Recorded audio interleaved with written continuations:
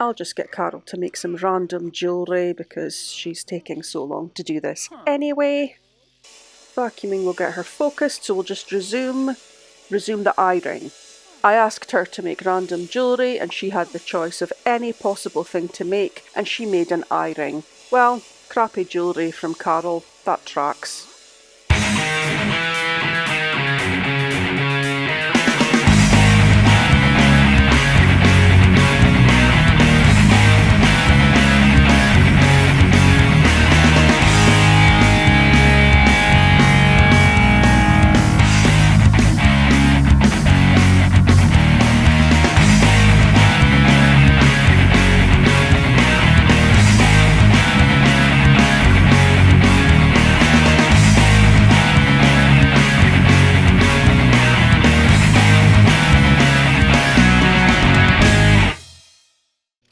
Another day in the asylum, and more jewellery making for Karol. Karol continued working away, doing what she could, trying to remain focused and not succeeding.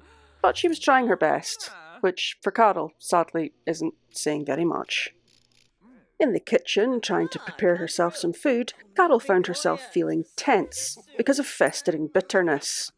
She was in the kitchen with Elgers, who had once been her friend, and Stuart, who had also once been her friend, but now she had a festering bitterness with both of them, because that's the sort of person that Karol is. If you don't enjoy listening to her cringy memes and listening to her talk about herself constantly, it will turn into her being bitter towards you, and that bitterness will be festering.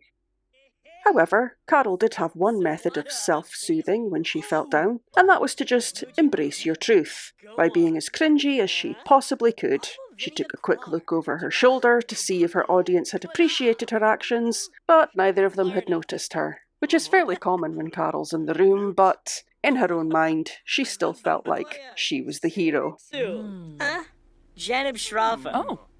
Of all the erratic Sims in the asylum, Karol was perhaps the most fascinating, because one moment she was feeling inspired, and a moment later she was feeling very uncomfortable. Then she became happy, only to very quickly then become fine.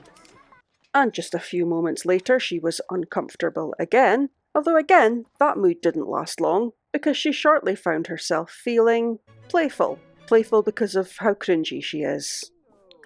And then very quickly after that she felt dazed. Erratic moodlets, never quite so perfectly expressed as they are by our own Karol Gray.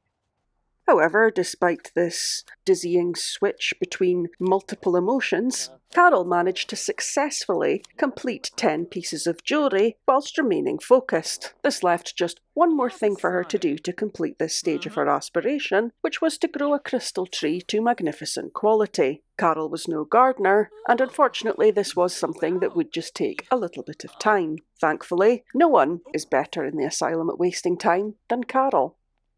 Karol's relationship with Susan wasn't quite as terrible as it was with some of the other inmates, although it still wasn't exactly great, and it probably wasn't helped by the fact that Karol, still unable to read the room, didn't seem to notice that Susan was very tense as she continued being herself and just being incredibly cringy. Oh. Nervy. Despite everything going on in the asylum, however, and despite the general unpleasant environment of the asylum, Karol continued working on her gemology skill. After all, she would need to max it for the next stage of her aspiration.